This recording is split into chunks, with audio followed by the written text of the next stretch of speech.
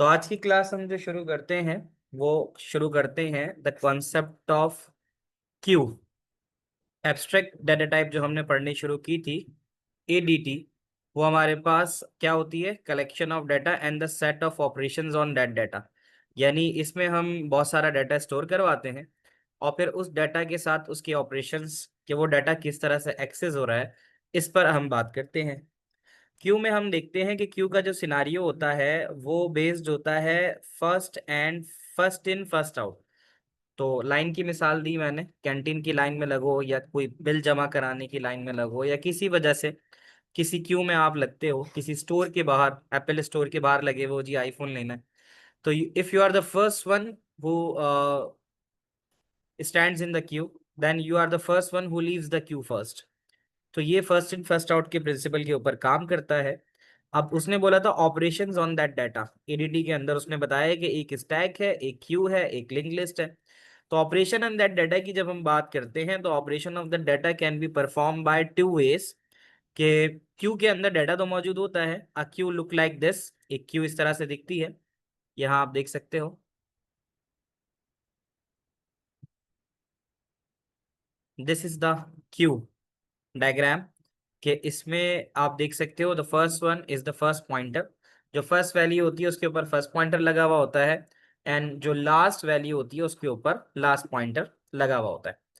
तो क्यू के अंदर हमारे पास जो दो ऑपरेशन मैं बता रहा था, the operations on that data, तो वो दो ऑपरेशंस होते हैं। नंबर एक कहलाता है इन क्यू। इन क्यू का मतलब होता है कि एक खाली क्यू के अंदर डाटा को इंसर्ट करना, और अगर उस क्यू में से कोई डाटा निकाला जाता है तो then we call this one as dequeue, फिर हम उसको डी क्यू कहते हैं। तो ये दो चीजें हैं हमारे पास जो हम इन क्यू और डी क्यू के अंदर इस्तेमाल करते हैं। फिर इसके बाद the first item added to the queue is the first item to be remove in the queue. जैसे स्टैक के अंदर होता था कि लास्ट आइटम जो होता था तो लास्ट आइटम पहले निकलता था, बट यहाँ पर ऐसा होता है कि जो फर्स्ट आइटम होता है वो पहले निकलता है। तो ये हमने एक क्यू की वो चीज जो हमने एएस में पढ़ी थी, उसको हम यहाँ पे थोड़ा सा हमने रिकैप किया। नाउ अब हम चलते हैं कि how we are going to write the code for this. अब उसकी तरफ आते हैं। ठीक है, तो यहाँ पे अब हम लिखते हैं स्टार्टिंग के अंदर कि what we are doing, we are writing code, code to implement queue. हमने एक कोड लिखना है जो इम्प्लीमेंट करेगा क्यू को। अब क्यू के लिए पहले क्यू बनाना जरूरी है। अब क्यू बनाने के लिए हम क्या करेंगे, जैसे हमने स्टैक किया था, तो यहाँ देख सकते हो हमने स्टैक डिक्लेयर कराया था। पिछला वाला इसलिए दिखा रहा हूँ ताकि थोड़ा सा रिकैप हो जाए। स्टैक था, अब स्टैक में बेस पॉइंटर और टॉप पॉइंटर होता है, यहाँ पे फ्रंट पॉइंटर और रियर पॉइंटर होता है। यहाँ जरा देखो, बेस पॉइंटर और टॉप पॉइंटर, वहां पे फ्रंट पॉइंटर और रियर पॉइंटर। ये भी मैं आपको दोबारा दिखा देता हूँ। ये यहाँ देख लो कि यहाँ पर जब हम क्यू की बात कर रहे थे तो सिमिलर टाइप की चीजें थी थोड़ी बहुत। हमें इधर है स्टैक के अंदर जब हम बात करते हैं तो वैल्यू सबसे नीचे प्लेस होती है, क्यू के अंदर बात करते हैं तो क्यू में सबसे पहले प्लेस होती है। तो यहाँ पे मैं वही दो चीज आपको दिखा भी देता हूँ जो हमें वहां लिखनी है। तो हमने यहाँ डिस्कस जो किया था कि यहाँ जब फर्स्ट पिक्चर आ रही थी तो आप देखो यहाँ टॉप पॉइंटर और बेस पॉइंटर की बात हो रही थी, लेकिन जब क्यू में आते हैं तो क्यू में फ्रंट पॉइंटर सबसे पहला एलिमेंट को पॉइंट करता है और एंड पॉइंटर सबसे लास्ट को। तो क्योंकि स्टैक किया हुआ है इसलिए मैं उसी का रेफरेंस दे दूंगा। स्टैक भी एरे के अंदर ऑपरेट हो रहा है, क्यू भी एरे के अंदर ऑपरेट होगा। तो उसी हिसाब से हम यहाँ आते हैं और यहाँ शुरू करते हैं। तो जैसे स्टैक लिखा हुआ है, बेस है, टॉप है। अब स्टैक फुल है तो इसकी जगह हम क्यू फुल कर देते हैं। और अगर हमारे पास इनिशियली कोई आइटम नहीं है तो हम उसको भी नन कर देंगे। ठीक है, तो इसी चीज को अगर हम लेके चलें तो थोड़ी थोड़ी चीजें हैं। हम यहाँ से अगर इसको कॉपी भी करें, if you have done with the stack, तो मैं इसको कॉपी करके यहाँ लेके जाऊं और पेस्ट कर दूं, तो मैं इसको स्टैक को रिप्लेस करा दूं क्यू से। तो एक तो क्यू से मैंने एक क्यू बना ली। ठीक है, ये मेरी क्यू हो गई और ये क्यू भी मैंने रखी है none for index in range 0, 10। 10 elements की क्यू बना रहा हूं और उन सब को इनिशियली मैं नन कर रहा हूं। होपफुली यहां तक की बातें समझ में आ रही हो। ठीक है सारा। तो ये बात आ गई। अब जैसे वहां पे हमारे पास बेस पॉइंटर था वो नीचे था, यहाँ पे हमारे पास फ्रंट पॉइंटर आएगा। तो मैं इसको फ्रंट पॉइंटर के नाम से रख देता हूँ। आप लोग भी साथ साथ लिख लो। टॉप पॉइंटर था, तो एक तो फ्रंट पॉइंटर होता है और एक यहाँ पे रियर पॉइंटर इस्तेमाल होता है जो क्यू के अंदर इस्तेमाल होता है। तो मैं यहाँ पे रियर पॉइंटर के तौर पे इस्तेमाल कर सकता हूँ। फ्रंट और एंड पॉइंटर का लफ्ज भी यहाँ इस्तेमाल हो सकता है। जैसे वहां स्टैक फुल के लिए कांस्टेंट वैल्यू को हमने 10 कहा था, इस तरह हम यहाँ पे क्यू फुल क्यू फुल ले लेते हैं। ठीक है, तो क्यू फुल के नाम से हम एक वेरिएबल ले लेते हैं और क्यू फुल को हम 10 कह देते हैं। क्या यहाँ तक की बातें बच्चों आप लोगों को समझ में आ रही हैं? फाइक, हुजैफा, जुनेद, फसी, शीस। लास्ट क्लास में नहीं थे शीस, जुनेद भी नहीं थे। जुनेद तबीयत कैसी है? ठीक है, तो ये चीजें हो जाएंगी। आगे चलते हैं। अच्छा, अब ये हमने ये सब चीजें तो लिख ली, अब हम आगे चलेंगे। तो अब हमने यहाँ पर दो चीजें परफॉर्म करनी है। That is one, in Q का हमने एक फंक्शन बनाना है और एक हमने डी क्यू का बनाना है। तो सिमिलरली अगर आपको ज़ाहिर स्टैक याद है तो आप इजीली इसको बना सकते हो। तो ये चीज़ें करने के बाद ये हमने लिख लिया और अब हम यहाँ पे एक शुरू करते हैं इन क्यू का फंक्शन। कि अब हम इन क्यू करेंगे और इन क्यू करेंगे हम आइटम को। आइटम मतलब जो भी वैल्यू हम इंसर्ट कराना चाहते हैं क्यू को, उसको हम आइटम कहते हैं। ठीक है, तो उसकी भी अभी हम चीज लिख लेते हैं। अब आपको पता है when you writing a function, तो फिर आप उसके अंदर इस्तेमाल होने वाले जो वेरिएबल्स होते हैं, तो वो वेरिएबल्स आप इस्तेमाल करते हो। तो यहाँ पर अगर हम लिखें तो एक हमारे पास ग्लोबल के तौर पे इस्तेमाल होगा, जो वो होगा एक तो क्यू। एक हमें यहाँ पर एक चीज और रखनी पड़ेगी, एक कांस्टेंट क्यू लेंथ के नाम से। तो पहले मैं वहां ऊपर डिक्लेयर करा देता हूँ वो क्यू लेंथ क्या है।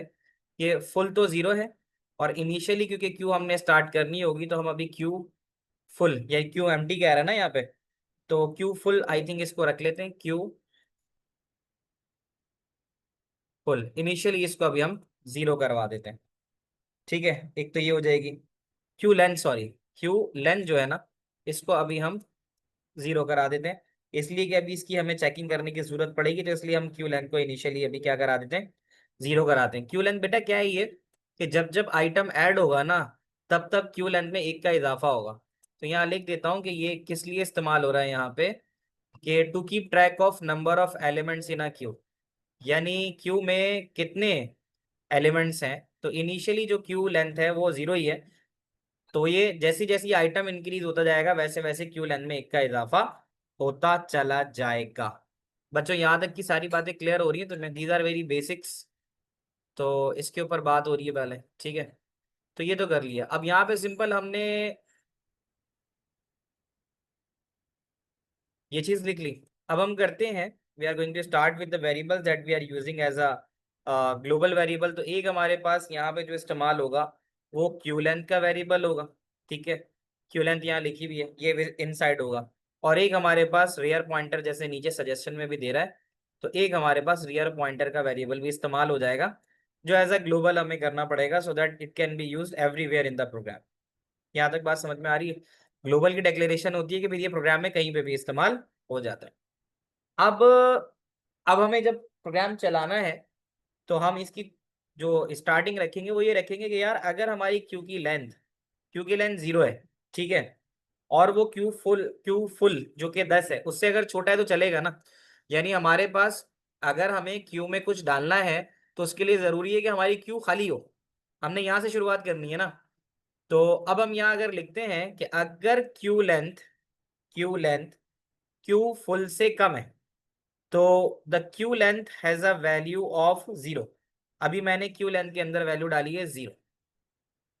ठीक है, ये वैल्यू डाल दी मैंने क्यू लेंथ के अंदर, ये देख सकते हो। तो 0 अगर लेस देन है 9 से, the value of Q full की जो वैल्यू है वो 10 है। ठीक है, तो इसका मतलब ये कि यार अभी क्यू में कुछ है नहीं। ये कंडीशन समझ लो कि अगर हमारी क्यू लेंथ जो कि 0 है, ऊपर देखो, जैसे मैं क्यू लेंथ को 0 रख रहा हूँ, क्यू लेंथ स्टार्ट सेलेक्ट कर रहा हूँ तो 0 लिखा हुआ आ रहा है, और क्यू फुल की वैल्यू जो है मेरे पास 10 है। तो इसका मतलब ये कि 0 <10 है, इसका मतलब है कि we can insert a value in a queue. तो हम ये वाला काम कर सकते हैं। क्या ये बात तुम लोगों को समझ में आ रही है? ठीक है। तो अब इसके अंदर अब हम ये काम कर सकते हैं कि अगर आपके पास 0 से, यानी क्यू लेंथ का मतलब है कि क्यू लेंथ 0 है, क्यू फुल आपके पास 10 है, तो अगर 0 10 से कम है तो फिर इसका मतलब ये है कि अब आप यहाँ पर क्या कर सकते हो, यहाँ पर आप रियर पॉइंटर में 1 का इजाफा कर सकते हो, क्योंकि रियर पॉइंटर का मतलब है कि rear pointer has a value -1। तो -1 में जब +1 करोगे तो -1 + 1 होता है 0। तो फिर इसका ये मतलब होगा, अभी ये वाली वैल्यूज मैं फिलहाल हटा देता हूँ, इसकी बाद में बात करूंगा। ये वजह क्या है इसकी, कि रियर पॉइंटर जो हमने अभी सेट किया हुआ है -1 पे, तो -1 + 1 होके वो 0 हो जाएगा। तो फ्रंट पॉइंटर और रियर पॉइंटर ये दोनों 0 हो जाएंगे। इसका मतलब है कि we are inserting the first value in a queue. क्या ये बात तुम लोगों को समझ में आती है? ये बताना मुझे। ठीक है। तो यहां पर हम ये काम करेंगे, एक तो हमें क्या करना होगा, एक हमें रियर पॉइंटर सेट करना होगा। रियर पॉइंटर का मतलब ये होगा, मैं तुम्हें इसकी एग्जांपल यहां से भी दे सकता हूं, यहां से देता हूं, 1 मिनट होल्ड करना। तो यहाँ जो बात मैं आपको समझा रहा हूँ वो ये समझा रहा हूँ कि जैसे मेरे पास ये एक क्यू बन गई। अब इस क्यू में जो हमने पॉइंटर सेट किए हुए थे, तो क्यू अगर आपने बनाई है तो देखो ये इस तरह से क्यू हो सकती है। ये आपके पास एक क्यू है। अब ये है इसका फ्रंट पॉइंटर, फ्रंट पॉइंटर। अब आपको याद होगा जो हमने वैल्यू ली हुई थी रियर पॉइंटर की, वो हमने ली हुई थी -1। ठीक है। तो वो क्यों ली हुई थी कि रियर पॉइंटर हमने इस तरह से सेट किया हुआ था, रियर पॉइंटर। तो ये वैल्यू तो 1 होती है, दिस वैल्यू, फ्रंट पॉइंटर अभी 1 पे खड़ा हुआ है, रियर पॉइंटर जो था वो -1 पे था। तो अभी हम जो कंडीशन लिख रहे थे वो ये लिख रहे थे ना कि हमारे पास जो रियर पॉइंटर है, रियर पॉइंटर वो बराबर है रियर पॉइंटर +1। अब इसका क्या मतलब है कि रियर पॉइंटर में -1 है और +1 इसमें ऑलरेडी था, तो -1 + 1 होके 0 हो जाएगा। तो इसका मतलब हो जाएगा, आप ये समझो कि जो फ्रंट पॉइंटर की वैल्यू है, ठीक है, बल्कि फ्रंट पॉइंटर 0 समझ लो। अगर हम एरे के अंदर बात करें तो लेट सपोज ये 0 है, मैंने उसको 1 लिख दिया था, ये 0 हो जाएगा। तो होगा क्या कि जब हम -1 और +1 लिख रहे हैं तो -1 + 1 0 होता है, तो इसका मतलब होगा रियर पॉइंटर भी यहाँ आ जाएगा। यानी जब अब पहला आदमी आता है, पहला आदमी, तो फ्रंट पॉइंटर भी वही होता है और रियर पॉइंटर भी वही होता है। ऐसा है या नहीं है? फिर उसके बाद जब दूसरा आएगा तो रियर पॉइंटर 2 होगा ना। क्या ये बात समझ रहे हो? एक इंसान है, अगर वो the first element of array, first element of Q के अंदर अगर हम बात करते हैं, तो एक आदमी आया ए, तो वो एक ही आदमी है ना।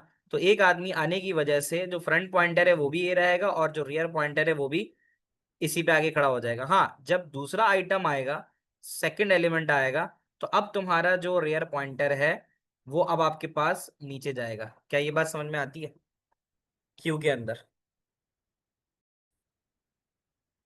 तो ये चीज तो हमने वहां पे जो मैंने आपको बताया ना कि क्यू लेंथ अगर आपके पास है तो रियर पॉइंटर जो है उसमें 1 का इजाफा हो जाएगा। तो अब ऐसा है कि हमने एक रियर पॉइंटर की वैल्यू को जो है वो अ, रखा +1 करके। अच्छा, अब हम यहाँ पर एक काम करते हैं जो हमें इसके अलावा भी करना होगा, दैट इज के इसी के अंदर हमें एक कंडीशन और बनानी है। वो ये है कि इफ रियर पॉइंटर, ठीक है, rear pointer is less than length of Q-1। अच्छा, Q यहाँ पे ऑलरेडी कैपिटल में ले रहा था ना, ठीक है। तो यहाँ पर इसको अगर हम लिखें कि रियर पॉइंटर, अगर हमारे पास, इस चीज को समझते हैं पहले, ये क्या है कि रियर पॉइंटर की value is less than, rear pointer के अंदर आपके पास अभी जो मौजूद है वो है -1। सही है। तो यहाँ पर आपने लिखना है कि अगर rear pointer is less than length of the Q -1, length of the Q जो है वो कितनी आ रही है आपके पास, लेंथ ऑफ द क्यू जो आएगी वो आएगी 10 - 1, है ना। तो 10 - 1 का मतलब 9 है, तो वो स्टार्टिंग कहाँ से करेगा, 0 से करेगा, तो 9 तक चलेगा, तो 10 एलिमेंट होने, इसलिए।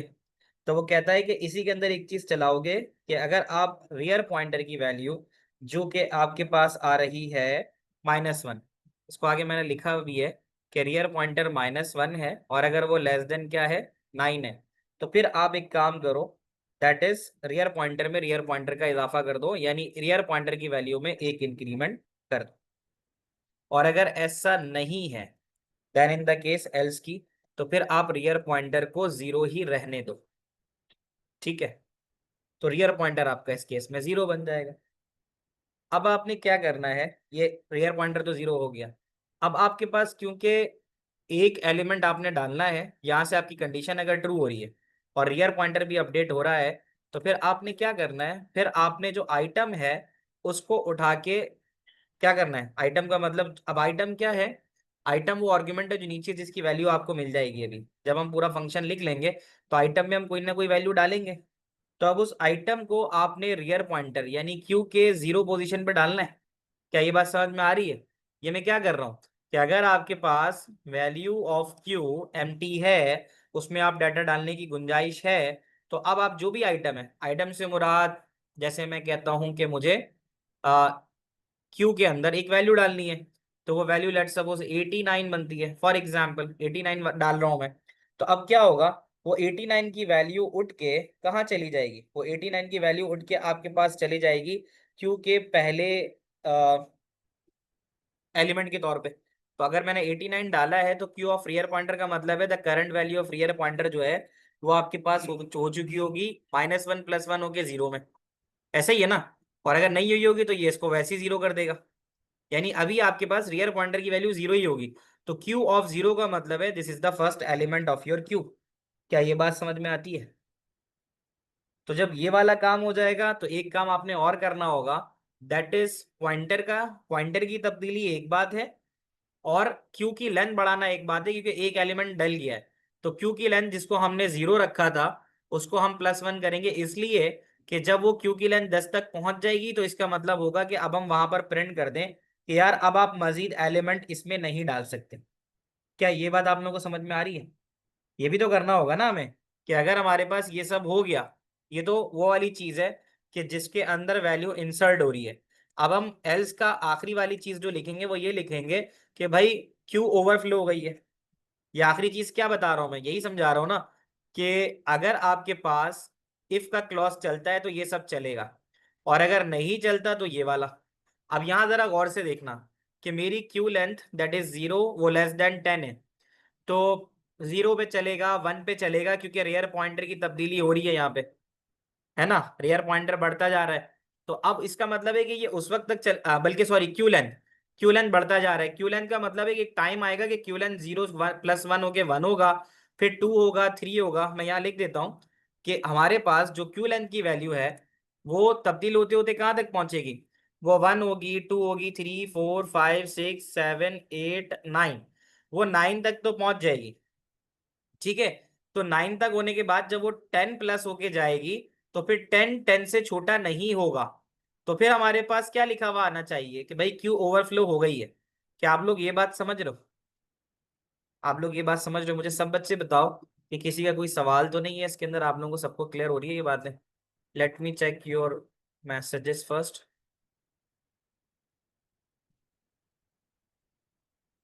यहाँ तक क्लियर है, ठीक है। क्लियर है, ठीक है। सही है। तो बात ये हो रही है कि जब ये Q length is less than Q full का मतलब है कि क्यू फुल इज वैल्यू 10। तो जब तक 0 से लेकर हम जाएंगे 9 तक तो हमारे 10 एलिमेंट चले जाएंगे। तो ये 10 दफा तो इनक्यू कर सकता है। तो 10 दफा इनक्यू करने के बाद नहीं हो पाएगा तो ये ओवरफ्लो दे देगा। बट अगर सिनारियो ये कि हमारी क्यू अभी खाली है और इनक्यू कराना है, तो फिर हम ये करेंगे कि एक तो हमें रियर पॉइंटर को अपडेट करना है और साथ साथ क्यू की लेंथ को भी। यहाँ बेसिकली अगर तुम गौर से देखो तो तीन बड़े अहम काम हो रहे हैं। एक तो पॉइंटर की तब्दीली, रेयर पॉइंटर बराबर है रेयर पॉइंटर प्लस वन। एक तब्दीली आइटम को जो भी वैल्यू है उसको क्यू में डालना और उसके बाद क्यू की लेंथ बढ़ा देना। तो अगर ये तीन चीजें याद रखोगे तो तुम बआसानी इन क्यू का ऑपरेशन कर सकोगे। बच्चों यहां तक बताना, यहां तक की सारी बातें समझ में आती हैं? तो अगर मैं यहां पर आने के बाद, ये तो मैंने लिख दिया यहाँ पे, ठीक है। अब मैं आने के बाद यहाँ पे इन क्यू का फंक्शन लगाता हूँ, मैं इन क्यू लिखता हूँ और इन क्यू करके इसमें 10 लिखता हूँ। तो इसका मतलब ये है कि 10 की वैल्यू अभी चली जाएगी क्योंकि इनिशियली मैंने एरे बनाई है और उसके तमाम एलिमेंट्स को नन किया है। तो नन का मतलब होगा वो जीरो होंगे सारे। अब मैं आपको ये दिखा भी देता हूँ कि नन का मतलब वो सारे जीरो होंगे, तो कैसे होंगे। तो उसका तरीका ये है कि मैं यहाँ पे लिखता हूँ नीचे सबसे पहले प्रिंट, और प्रिंट करवा के मैं ब्रैकेट में लिख देता हूँ initial value of Q. Initial value of Q का मतलब ये होगा कि जो शुरू में 10 एलिमेंट प्रिंट करा के नन किए थे ना, तो तुम्हें आउटपुट पे पहले वो सब नन नजर आएंगे। और नन नजर आने के बाद इन क्यू जब 10 कर लूंगा तो उसके अंदर क्यू के अंदर पहला एलिमेंट जो है, फर्स्ट एलिमेंट, वो 10 नजर आएगा तुम्हें। और अगर मैं इन क्यू 20 करूंगा तो वो 20 नजर आएगा तुम्हें।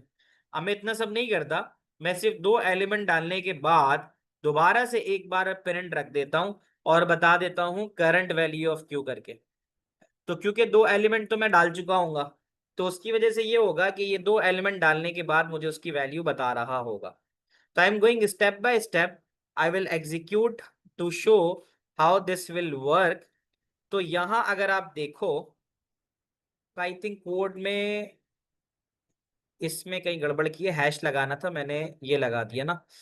लाइन नंबर कौन सी है, 6, 6 के ऊपर हैश लगाना था, मैंने सूडो कोड का डबल स्लैश लगा दिया। तो नीचे भी ये गलतियां आएंगी। असल में अभी सबको पढ़ा रहा हूँ मैं, ओ को ए को, तो वहाँ सूडो कोड में डबल स्लैश लगाना पड़ता है, यहाँ कोडिंग के अंदर इस तरह से होता है। तो अब होपफुली मजीद कहीं पे एरर नहीं देगा। जो मुझे नजर आया वो मैंने दिखा दिया। अब अगर आप गौर से सबसे नीचे वाली लाइन को देखो तो आपको नजर आएगा कि इनिशियल वैल्यू ऑफ क्यू में सब नन दे रहा था, क्योंकि 10 वैल्यू हमारे पास क्यू की हमने इनिशियली बना के प्रिंट करा दी थी। But after two operations of in Q, दो ऑपरेशंस इन क्यू होने के बाद 10 और 20 हमें यहां नजर आ रहा है। बच्चों आप लोग समझ रहे हो? और ये भी मुझे बताओ कि क्या आप लोग लिख रहे हो और आपके कोड चल रहे हैं?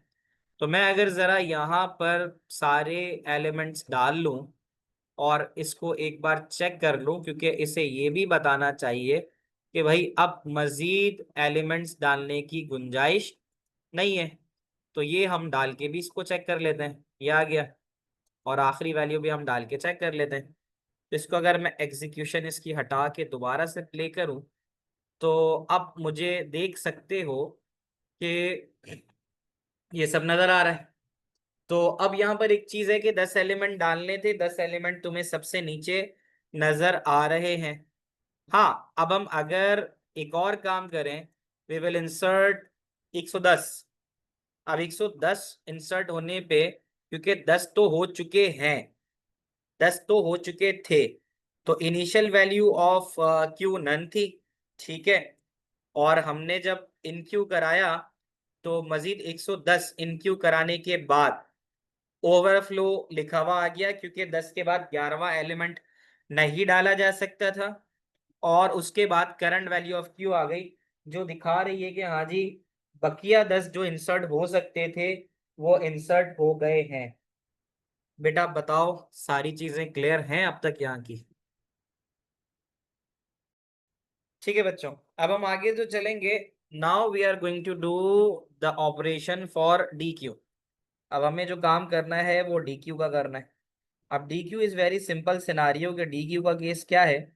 डी क्यू का केस ये है कि आपने सीधा सीधा जैसे डी क्यू के लिए लिखते हो, तो अब डी क्यू में तो यही होगा ना कि डी क्यू का पहली चीज ये होगी कि अगर आपकी एरे फिल्ड है, ठीक है, तो डी क्यू का मतलब निकालना है ना, तो पहले ये चेक करना होगा कि भाई खाली तो नहीं है। तो चलो अब मैं यहाँ से यहाँ तक हमने ओवरफ्लो तक किया था ना, अब हम यहाँ से ऑपरेशन शुरू करेंगे। ऊपर वाला इन क्यू हो चुका है। अब now we are performing the operation for dequeue. तो लिखो बच्चों, अब आप लिखो def and you are writing for dequeue. अब डी क्यू के लिए अगर हम जाते हैं तो डी क्यू के अंदर भी हमारे पास वही डेक्लेरेशन होगी ग्लोबल। ठीक है। और यहाँ पर जो हमें करवाने होंगे वो करवाने होंगे क्यू लेंथ। क्यू लेंथ करवानी होगी हमें। ठीक है। और यहाँ पर हमें फ्रंट पॉइंटर कराना होगा, क्योंकि डी क्यू करने के लिए आपने पढ़ा भी होगा, वहाँ बुक में भी लिखा हुआ था कि डी क्यू का मतलब होता है कि इन क्यू का मतलब है एलिमेंट आ रहा है, नई वैल्यूज आ रही हैं। डी क्यू का मतलब होता है कि वो निकला है। तो निकलने के लिए जब भी आदमी निकलता है तो आगे से निकलता है ना लाइन के, तो फ्रंट पॉइंटर की तब्दीली होती है। क्या ये बात मानते हो?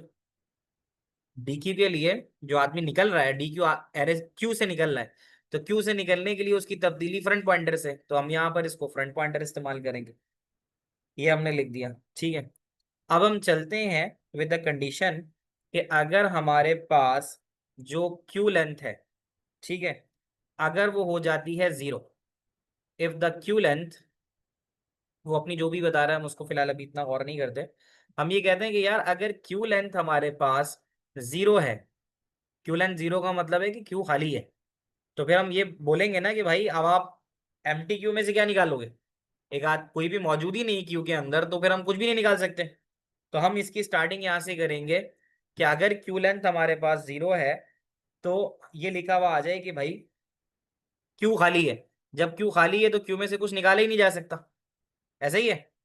और अगर ऐसा नहीं है, अब ऐसा नहीं है तो अब आप वो आइटम पकड़ो जिसको आपने क्यू से निकालना है। तो अब वो आइटम पकड़ना है जिसको आपने क्यू से निकालना है, तो उसके लिए अब आप क्या लिखना शुरू करोगे? तो अब आप लिखोगे यहां से एल्स में, तब आप लिखो आइटम, क्योंकि आइटम को अब आपने निकालना है। तब आपने कहा कि जी आइटम इक्वल्स टू जो हमारी क्यू है, ठीक है, जो हमारी क्यू है उसके फ्रंट पॉइंटर पे जो कुछ पड़ा हुआ है उसको आइटम में डाल दो। अभी मैं इन सबको हटा देता हूँ क्योंकि हमें एक ही लाइन को गैर गौर से समझना है। बेटा कंसीडर करो कि तुम एक क्यू में खड़े हुए हो, ठीक है, और तुम्हें बाहर निकलना है, यानी तुम प्रोसेस हो चुके हो।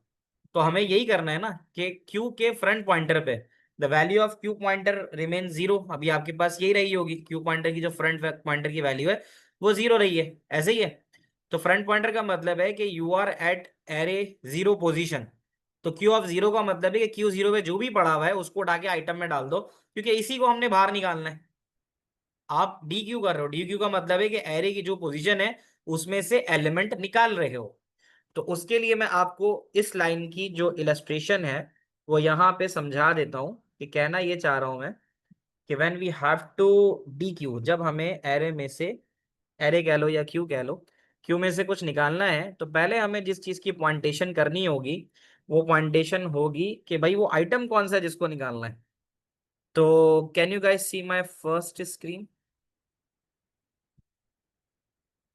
तो अब यहाँ देखो, I am talking about this.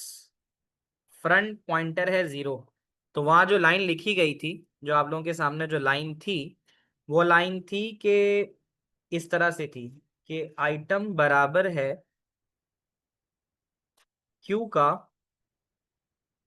Front pointer. अब ये क्या है? क्यू का फ्रंट पॉइंटर का मतलब है front pointer has a value zero, that is Q of zero. तो क्यू ऑफ जीरो के ऊपर पड़ा हुआ है ए, है ना? तो अब तुम्हारे पास आइटम विल कंटेन वैल्यू ए। अब आ रही है बात समझ में? जो हमने लिखा है ना वहां पे, देखो पहली बात तो ये थी कि अज्यूम करो ये खाली पड़ा हुआ है। तो अब जब इसको कोई देखेगा और ये खाली पड़ा हुआ है, तो हमने कंडीशन यहाँ से शुरू की थी कि अगर हमारे पास एम टी है क्यू, तो हम ये बोलेंगे कि हम डी क्यू नहीं कर सकते क्योंकि उसमें कुछ है ही नहीं निकालने को। बट अब अगर एल्स करके हमने लिखा था, एल्स करने के बाद ये मतलब था कि अगर एम टी नहीं है तो इसका मतलब इसमें कुछ ना कुछ एलिमेंट है, तो वो एलिमेंट निकालना है। तो उस एलिमेंट को निकालने के लिए क्यू के अंदर आप सबसे टॉप से जाते हो, तो your top is front pointer. तो आपने कहा कि भाई front pointer of Q, that is Q of zero पे जो पड़ा है उसको आइटम में डाल दो। तो यू हैव गॉट ए। तो अब आप ए यहाँ पर एज अ फर्स्ट एलिमेंट, हमने वहां पे वैसे 10 डाला था, तो मैं यहाँ थोड़ा इसको चेंज कर देता हूँ। मैं इसे 10 कर देता हूँ और इसे 20 कर देता हूँ। इसका मतलब है डी क्यू करना है। डी क्यू अब आप करने जा रहे हो किसको, 10 को डी क्यू करने जा रहे हो, 10 को अपनी क्यू से बाहर निकालने जा रहे हो। बच्चों, आप लोग मेरी बात ठीक से समझ पा रहे हो? इट्स समथिंग लाइक, एक ही दफा लाइफ में समझने वाली चीज इस तरह से होती है कि आप समझ रहे हो उसको और अच्छे से समझ लोगे तो ये लाइफ में आपके काम आती रहेगी। तो इसके स्टेप्स, इसके बुलेट्स, इसके पॉइंटर्स अगर सही याद रखोगे तो you are definitely will be able to write it down. तो ये वाली बात तो यहाँ पर समझ में आ गई कि हमारे पास जो है वो आइटम ऑफ क्यू पॉइंटर आ गया। अब जाहिर है जब इसको हमें निकालना है ना, तो निकालने के लिए हम क्यू के फ्रंट पॉइंटर को नन कर देते हैं।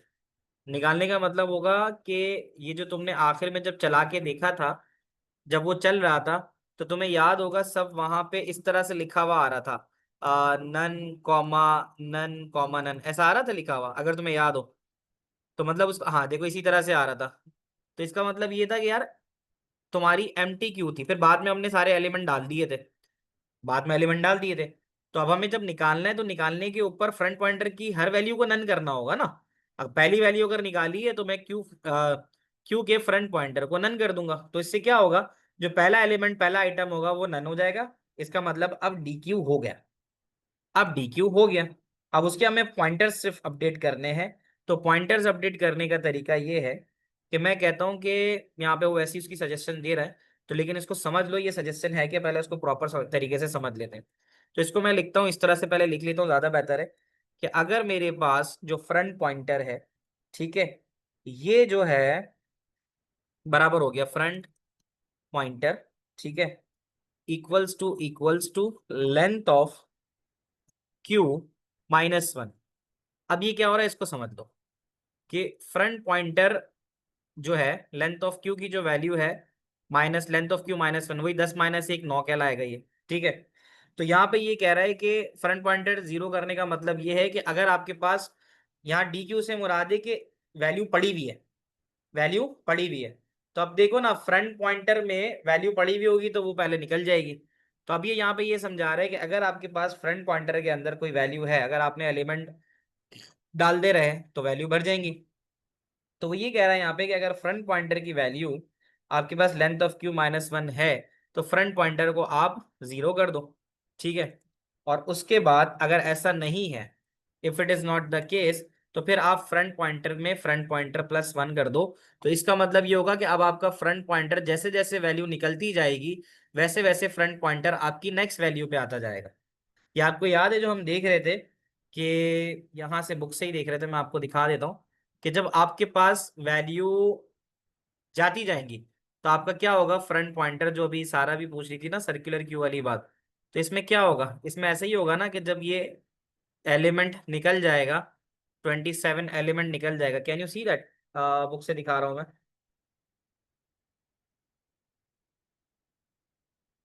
है ना।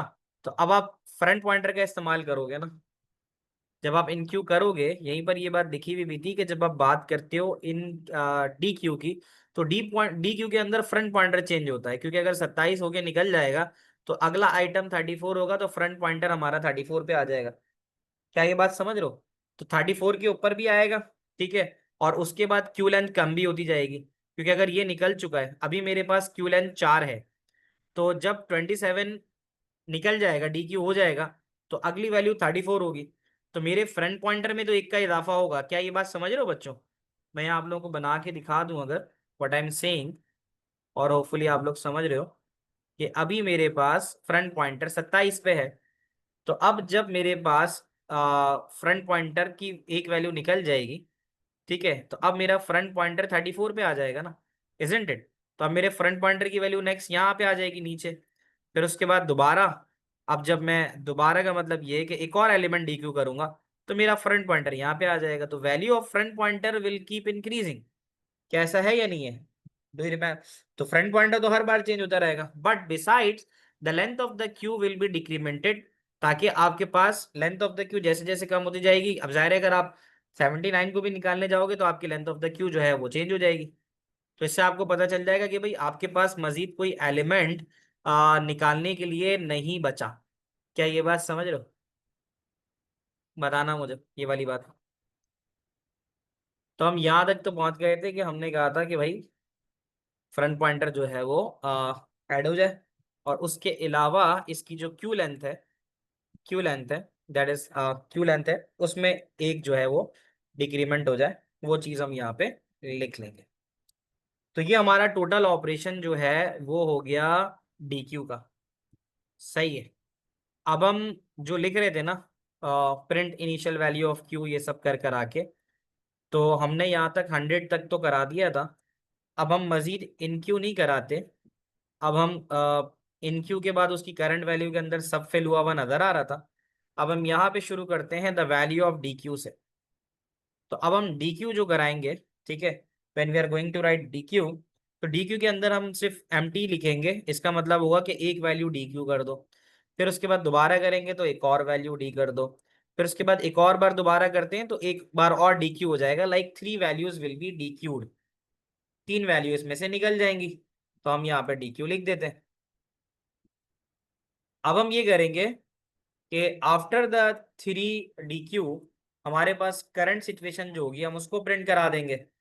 तो हम यहाँ इसको करंट वैल्यू को प्रिंट करा देते हैं। अब मैं यहाँ लिखता हूँ, तो आई गेस किसी 21 लाइन नंबर पे, लाइन नंबर 21 पे क्या एरर दे रहा है वो मुझे।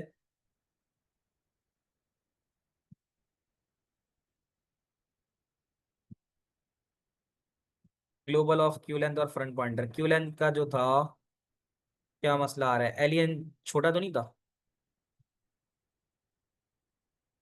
Invalid syntax